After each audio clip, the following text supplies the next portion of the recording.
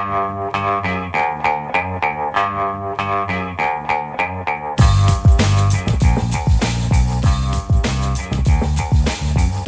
the Brian Lehrer Show on WNYC. Good morning again, everyone. Now we continue our WNYC Centennial Series, 100 Years of 100 Things. And for this Veterans Day, it's thing number 39, 100 Years of How We Treat Our Veterans, roughly from World War I, which was a turning point in this history, to the present. By how we treat our veterans, we mean the benefits they're granted from the government upon completing their service, especially on the front lines of war, how they're received by the broader society, how well they're set up to heal physically and emotionally from the horrific experience of war and return to civilian life. I'm also interested in how decisions about going to war are shaped or not by the life experiences veterans have to share. With me now is James Ridgway. He's a partner at the law firm of Bergmann Moore, LLC, based in Maryland, which focuses on what they call providing quality representation to veterans and their families. He's also adjunct professor of veterans law at George Washington University and author of the textbook, Veterans Law, Cases and Theory. James, thanks for some time on Veterans Day, which must be very important to you. Welcome to WNYC.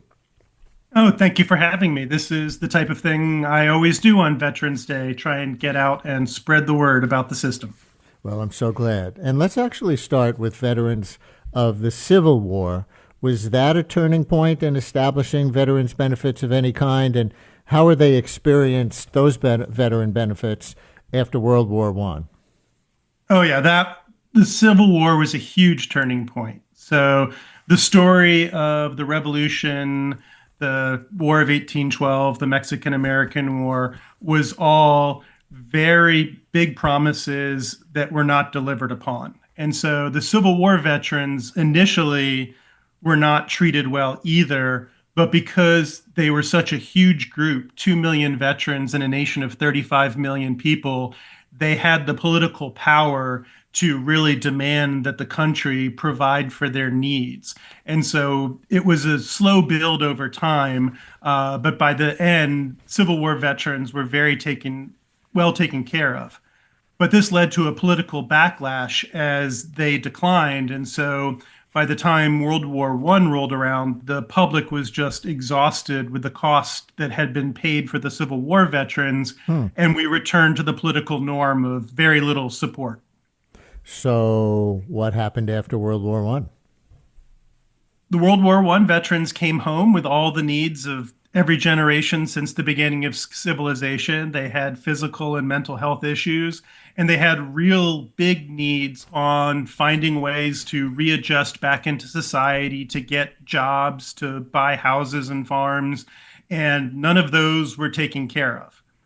This led to the World War I veterans organizing politically, which every generation has, but these World War I organizations are notable because they became the organizations for veterans of all conflicts. So these are the organizations, the American Legion, Veterans of Foreign Wars, Disabled American Veterans. All of these organizations arise after World War I to advocate for the needs of the World War I generation. And so, listeners, throughout our 100 Year series, we've been opening the phones for your personal oral histories. So for today, who has a story to tell of how you felt served or not served by veterans' benefits and your experiences as a vet of other kinds as well after your service, especially if you served in a war, any war? 212-433-WNYC, 212-433-9692. Again, who has a story to tell of how you felt served or not served by veterans' benefits and your experiences as a vet after your service, especially if you served in a war? 212-433-9692. And if you want to add to that, you can say how good you think the law serving veterans is today. 212-433-9692. Are you a veteran of World War II, the Korean War, Vietnam, the Gulf War, Iraq, Afghanistan, which we'll certainly get to in this segment? Maybe your parent or grandparent fought in any conflict over the last century. You can tell something from their story. Anybody hear any stories from your forebears of being a World War One veteran, even, or how did their experience in war affect you growing up? Maybe we'll get to some of this as well. Secondary PTSD, or a certain kind of national pride, their storytelling or silence about their time in war is another part of this arc of history, right? 212-433-WNYC, 433-9692 on any of those things about your experiences coming home from war as a vet, or those of your parents or grandparents. For James Ridgway, among other things, author of the book Veterans Law, Cases and Theory. James, during World War I, just stay on World War I for another couple of minutes, is when we hear the term shell shock for the first time. Is that what we now call PTSD? That was what it was called during that era. That it's something that's always existed. There are Egyptian hieroglyphics that have been interpreted as the first written signs of PTSD. During the Civil War, it was called soldier's heart. This generation called it shell shock, but it was nothing new.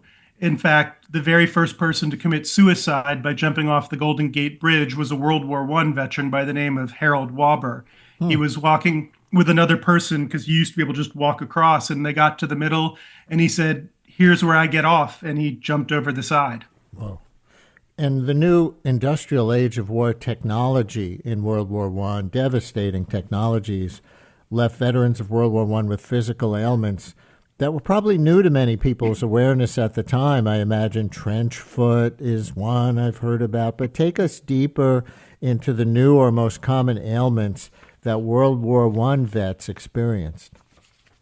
So I think the true transformation again happened at the Civil War with the development of industrial weapons like the first machine guns. But medicine helped the World War I veterans survive in greater numbers than ever before.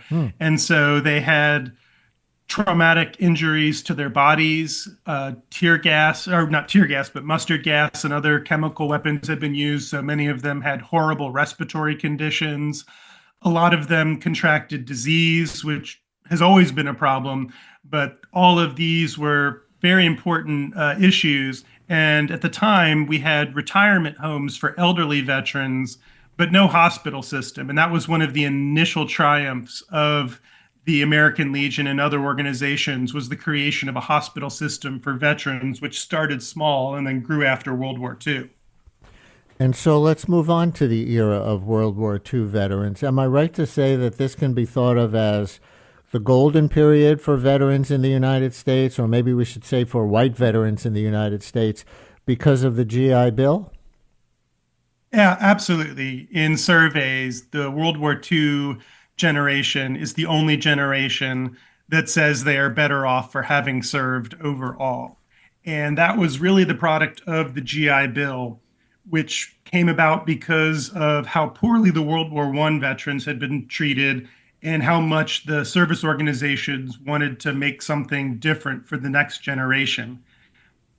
FDR had come in by cutting $400 million in benefits for veterans in order to pay for the New Deal.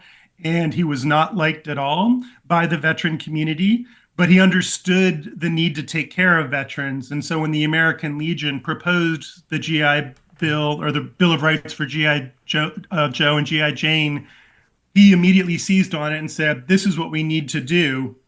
And this became politically popular, but it was a very difficult bill to ultimately get passed. Talk about the passage of that bill and what it did take. I know this is important to you. Yeah, I mean, this is an incredible story. So what happened was that the American Legion had spent months popularizing this bill, but it was in the jurisdiction of the House World War I Veterans Committee. And the chairman, John Rankin of Mississippi, wanted to overhaul it and limit the rights as he had done with the original Social Security bill. He was from Mississippi, and he wanted to craft the legislation so that African Americans would generally not be eligible, as he had done with Social Security. And so you ended up with this impasse between the original Senate version as proposed by the American Legion and a separate House version, which was supposed to make a lot of positions that African Americans held in the military ineligible for all of the benefits, not just education, home loans, farm loans, employment, rights to surplus property. And so what ended up happening was that you had a conference committee between the two versions, and John Gibson, a member of the House from Georgia, ultimately decided that he wanted to break ranks and vote for the Senate version. And so he gave his proxy to Rankin because he wasn't feeling well and went home to Georgia in order to get treatment. But Rankin, on the Friday of the committee meetings, refused to vote by proxy and declared that you had to be in person to vote. And so the committee adjourned at 6 o'clock in the evening with the final vote scheduled for 10 a.m. the following morning. And when the American Legion saw what happened, they realized that they had to get Gibson back to D.C. by the following morning. And so they tried to call down to Georgia to get him, but the phone lines could only get them as far as Atlanta. And so Gibson lived in Douglas, Georgia. And so the Atlanta Journal-Constitution started trying to use their contacts and reaching out to radio stations that started broadcasting out to say Gibson needed to urgently contact the American Legion. And when he finally got home for medical treatment at 11 p.m., he got the message and found out that he was needed in Washington, D.C., and had to fly up there. And so the nearest airport was an Army airport in Waycross, Georgia, 40 miles away. And the American Legion arranged for a police escort there, but there were no working planes. And so after that, he had to get to Jacksonville, Florida, where the hub of Eastern Airline was, which was another 70 miles away. But there was no way he was going to make it in time, even with a police escort, by the last flight out at 2:20 in the morning. And so the American Legion reached out to the national traffic manager for Eastern Airline, who happened to be the World War I flying ace, Eddie Rickenbacker, who grounded the plane and said, "You're not leaving without Gibson." And so he finally gets to the airport deep in the middle of the night and manages to catch the last flight that had been held for him and land at D.C. in the morning in time to cast the deciding vote to get the bill out of committee, where it ultimately gets passed 379 to nothing and signed into law in June 22nd, 1944. That is a heck of a story that I never heard before. And Yeah, so, go ahead. But I mean, the only thing I don't understand about this story is how it hasn't yet been a Steven Spielberg movie starring Tom Hanks. I mean, there's more to it. Like he realized on the way he didn't have his wallet, and the Legion had to send people to a nearby poker game at the airport to collect money for his ticket. It's just an incredible story. Well, talk more about the exclusion of black veterans, and was that explicitly written into the law? You started to describe some of that, or set up more through subterfuge, like just excluding certain jobs in the military during World War II that black service people were more likely to have, or ignorance of different life circumstances. What happened there? So the House version would have excluded certain classes of people who were not in combat, which included a lot of positions that African Americans held. Now, in practice, the Senate version wasn't exclusionary, but benefits were awarded by regional offices. And generally, each state has its own regional office. And so Black veterans could be denied at the local level. And one of the notable aspects of the VA system is that historically, it simply has not captured information about the race of veterans. And so we have recent data, and the Yale Law School Clinic has been really pushing to try and rectify this, to really bring to light the disparities of treatment and try and end that. But it was basically put into a black box as to how different races were treated and made easy to ignore. We have a call from a World War II veteran, Gerald in Paramus. You're on WNYC in our 100 Years of 100 Things series here on Veterans Day. Hi, Gerald. Thank you for calling in. Brian, I am so thrilled to speak to you because you're my lifeline, and let me tell you why. I'm a World War II veteran, and in my 80s, I developed macular degeneration and lost a lot of vision. Uh-huh. Now, my retinologist was aware that there was a program that the VA sponsored called the Blinded Rehab Center. Every district in the country has one. And this was developed maybe 100 years ago because some veterans in World War II came home exposed to mustard gas. So the VA developed this program. There's nothing like it available in any other institution. And what it does, it's available cost-free because the VA considers a vision loss of severe, a catastrophic disability. And you are available as a veteran free of cost. And it's a marvelous program. It's mainly, I'd say, psychological and occupational therapy, but a great help in coping with this disability. So I just wanted to throw it out to other veterans because the VA does not advertise it. Uh-huh. And many veterans are unaware of it. So if they have various types of vision loss, they should contact the VA. That's a great service that you called with that. And I know you say we're your lifeline. Yes, for people with a lot of vision loss, of course, the radio is so important to them in so many ways. So I get you. And Gerald, I guess that you're an example of the World War II vet generation feeling pretty well served by veterans benefits, as our guest was saying before, yeah? Yes, I agree with you. They just cater to the veterans one-on-one. It's not classes. And they take you out, they train you how to cross streets, they give you all the implements that you need if you require it. You have to stay on campus for at least 2 to 4 weeks, depending upon your ability to absorb the program. Mm-hmm. So I felt it transformed my life, and I'm always I'm always honored to recognize the VA's contribution. Thank you very much, and for your contribution to our country and to this show. Thank you very much for calling in. Wow, Professor Ridgway, and maybe it's worth just saying in brief what the new benefits were in the GI Bill that were offered to veterans of World War II and how much they persist. Sure. So the World War I hospital system provided medical care for disabilities related to injuries suffered in service. But World War II veterans, they really concentrated on helping them readjust to civilian life, giving them access to home and farm loans, access to an education, access to surplus government property, rights to employment in positions with the federal government, basically doing everything possible so that people could find and start a civilian life, which had just been a consistent problem throughout history before that.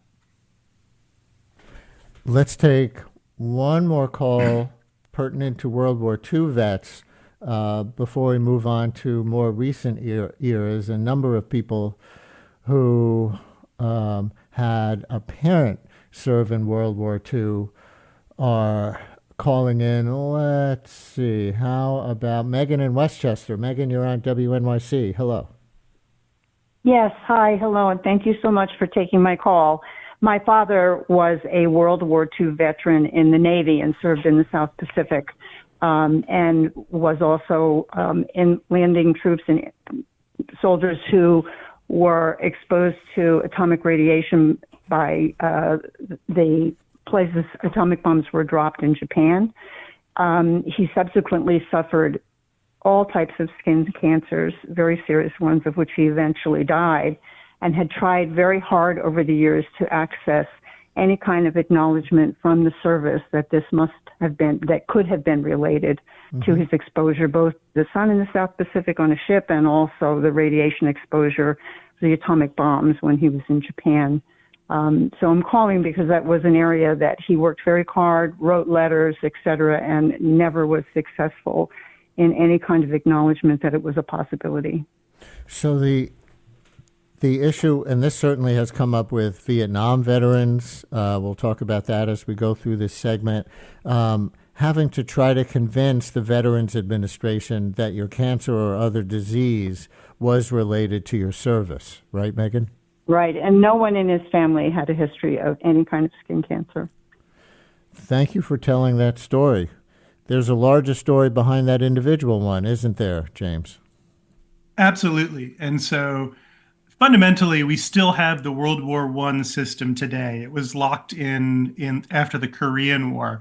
And basically, it requires that you prove that your disability is related to something that happened to you in service. For radiation-exposed veterans, Congress created a system to apply for benefits, but it was very hard to access because it required a complex process of verifying the level of radiation exposure that a particular veteran had. Those records were often not well kept, and many veterans were denied because after VA went to the required body to determine the level of radiation exposure, the answer often came back negligible, even if that wasn't really accurate. And so the radiation exposed veterans actually made common cause with the Agent Orange veterans in the 70s, trying to sue VA and get the courts to get involved in trying to make their process better. One other thing before we leave the World War II era and talk more about Vietnam, Iraq, Afghanistan, the Gulf War, there's a stereotype about World War II vets that they didn't much talk about what they experienced in war with their family members or other civilians. Very different from today. We're talking about trauma is accepted and encouraged. Was this a real pattern of quiet stoicism or shame or survivor guilt or whatever you want to call it among many World War II vets? I think that is the common experience for people in their families, people around them. What we saw after World War II was an incredible rise of what's service organization posts. So just local buildings run by the American Legion or VFW or another organization where veterans would gather socially. It was kind of like a bar exclusively for veterans, but they also hosted many other things. And, my sense is that while they wouldn't talk about it with other people, they talked about it amongst themselves there in that safe space of people who understood. I was a prosecutor in Chicago. I did child abuse trials for a year and nothing else. And I didn't want to talk about that with anybody in my family. I talked about that with other prosecutors at bars where prosecutors gather. And I think World War II veterans were much the same. And you think that changed in subsequent wars? I think that definitely changed. The Vietnam generation really brought about the understanding of mental health issues as not some sort of personal failing, but an actual understandable medical need. And that made it much more socially acceptable for them to go outside of the veterans community and be honest about their experiences. Were the emotional or mental health needs of vets met in any direct way under the GI Bill, the original GI Bill after World War II? No, not at all. And I mean, the fundamental problem was that in this model of you have to have a medical condition related to service, there was no way to diagnose these problems as a medical condition because the American Psychiatric Association didn't classify it as one. That only happened because of the Vietnam generation. We'll continue in a minute with this 100 Years of 100 Things, segment number 38, 100 Years of How We Treat Our Veterans for this Veterans Day with James Ridgway, professor of Veterans Law at George Washington University, author of a textbook on veterans law, and a general expert in the field, and more of your oral history calls. Stay with us.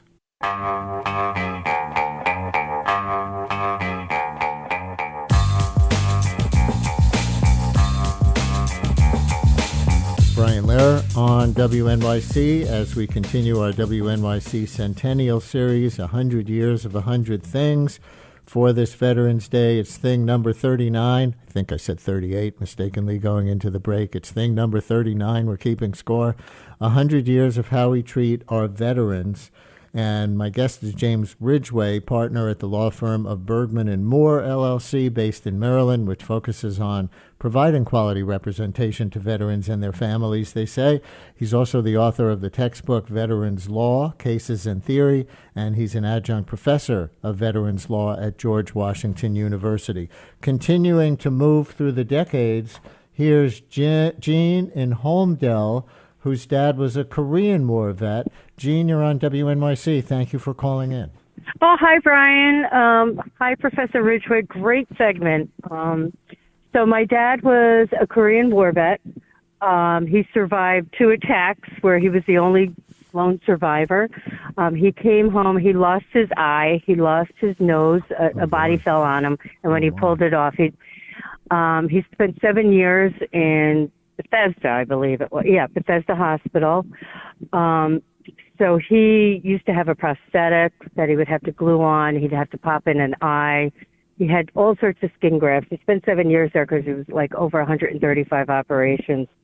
The VA was great to him. He had 5 daughters. We used to call him Mr. Potato Head, and he thought that was the funniest thing. Oh, my. He would have to put on things and, pop in. I mean, he was a true patriot. He really was. And I just thought the VA helped him. Now, as far as mental, he would never admit anything anyway, but we used to wake up in the middle of the night when he had his terrors and he'd be screaming. And it was scary for us, but we didn't have that PTSD term until maybe like 10 years after the Vietnam area. And then we were able to understand it better, like what he was going through, because it ate at him, inside and out sometimes. The story you're telling, it's making me emotional right now because you're telling about somebody who lost many of his facial features and got called Mr. Potato Head and was very genial outwardly to people he was with, but then in the middle of the night he would have these family. With the family, but then he would have these night terrors. Yeah. He used to be like, and he lost a lot of hearing too from the bombardments. But he was a man who thought he was a beautiful man before from the Bronx, and he came home, and my mother married him after. I mean, he looks like the Invisible Man when you look at their wedding pictures, because his whole head is all bandaged except for an eye and little things for his nose. So she was an incredible woman too. And he just taught us, like, no matter how tough it is, you just got to keep going. He used to say, beauty fades, education stays, and that's how we were brought up. Wow. And, any man too big for a small job is too small for a big job. So it was really amazing. He really was a great guy. He died young. He died at 63 because of he had neuralgia in the face after a while, and it was just so painful to watch him just hold his head, and that gave his heart out. A beautiful tribute to your Korean War vet dad. Thank you for doing it on the radio, Jean. Thank you. Thank you. And it used to get me mad because people say, well, Korea wasn't a war. And I was like, yeah, well, tell that to the vets, But anyway, thank you for letting me share. Thank you, Jean. And and what? I'm sorry, I cut you off there. And for letting you share. I said, and I'm definitely buying his book. Oh, Jean, thank you very much. Oh, wow, James. Yeah, it's amazing how few people understand that PTSD was the product of VA recognizing the problems of the Vietnam generation, because they couldn't grant benefits without a diagnosed medical condition. And so in the 70s, because it wasn't even a condition, psychiatrists wouldn't even ask about, were you a veteran? Did you serve in combat? But it was folks like Shad Mashad, who was a social worker at the Los Angeles VA, and Sarah Haley, who was a nurse at the Boston VA, who recognized the patterns and went to Dr. Robert Lifton, who was an expert in the problems of Holocaust survivors. And together, they formed a working group that went to the American Psychiatric Association and essentially took over a subcommittee on adjustment problems and came up with the diagnosis and all the criteria for PTSD, which was finally added in the third edition of the DSM in 1980. And that was when you could finally talk about it as a condition and grant benefits for it. So we've already talked about PTSD just now and a little bit before, and the battle over having illnesses from the Vietnam era chemical defoliant Agent Orange recognized as another Vietnam era thing. The backlash over Vietnam also brought about the end of the draft and the start of the all-volunteer or professionalized military, including, however we should say, an economic draft for those who find it their best economic option, a class-based draft, an inequality draft in a certain way, in addition to those who serve because they really feel called. It's been 50 years now since the end of the draft. Has it affected veterans' benefits or the place of vets in society, per your understanding?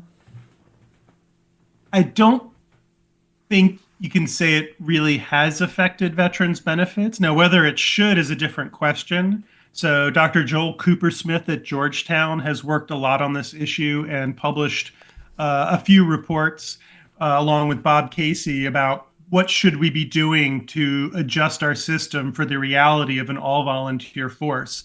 And I think there's a lot of arguments that we should be thinking about things differently, and I recommend his work. And moving into the modern era of the Gulf War, the Iraq War, the Afghanistan War, listener writes in a text message, Justin from Brooklyn, hi Brian, I'm an Afghan war vet who suffers from chronic health issues. Everyone knows about Agent Orange and its impact on health in Vietnam War veterans, but less people are aware of the impact that burn pits have had on veterans of the Iraq and Afghanistan wars. I know an unusual amount of people that I served with that have been diagnosed with cancer over the years as well. Burn pits have had a serious impact on the health of veterans, yet the VA makes us jump through hoops to get help. What would you say about this? We've had Senator Gillibrand on the show talking about her burn pits bill. I thought it got passed, but maybe I'm remembering wrong. Yes, the benefits for burn pits have expanded greatly thanks to legislation in August of 2022 and some VA regulations before that. But this has been a very difficult issue to deal with. So it was a long political struggle to get benefits for Agent Orange, but that was simple in comparison. There was one culprit, it was dioxin. And we've known since 1888 that dioxin is nasty stuff.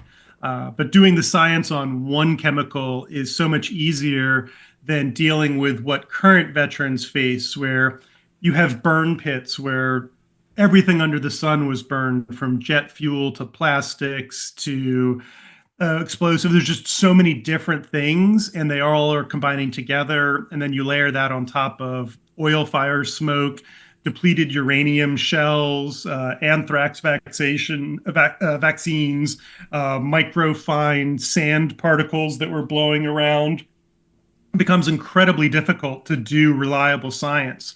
The National Institute of Medicine has published report after report after report looking at each of these issues in isolation.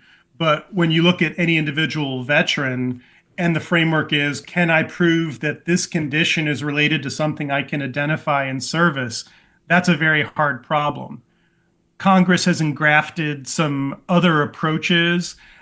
We had the undiagnosed illness law in 1988, but that was never a good fit with how medicine is practiced, because doctors give diagnoses and veterans end up with a half dozen different diagnoses and not an undiagnosed condition. Recently in the PACT Act in August 2022, Congress has really, under pressure from many folks, including Jon Stewart, who had the experience with the 9/11 first responders, basically taken a much more comprehensive approach. And that has been rolling out over the last year. And the number of claims granted and the amount of benefits awarded in the last year has just blown everyone away with the numbers. How this plays out in the long term, if folks feel like they've been left out of this, I mean, we'll see. But certainly we've made a great leap forward in just the last year and a half, 2 years. And so we arrive at the present, at the end of our WNYC Centennial Series segment for today, 100 Years of 100 Things for this Veterans Day. Thing number 39, 100 Years of How We Treat Our Veterans, with James Ridgway, partner at the law firm of Bergmann Moore, LLC, based in Maryland, author of the textbook, Veterans Law, Cases and Theory, and adjunct professor of Veterans Law at George Washington University. We're so thrilled that you were able to spend part of your Veterans Day with us, essential as this is to your work, and to hear some of the amazing stories from our callers. Thank you very much. My pleasure. I'm always happy to get out and spread the word. Thank you for having me. And 100 Years of 100 Things, episode number 40 coming up later in the week, 100 Years of America as a Global Superpower. And that's the Brian Lehrer Show for today, produced by Mary Croak, Lisa Allison, Amina Cerna, Carl Boisrand, Esperanza Rosenbaum, and Zach Goddard-Cohen. We had Juliana Fonda at the audio controls. Stay tuned for all of it.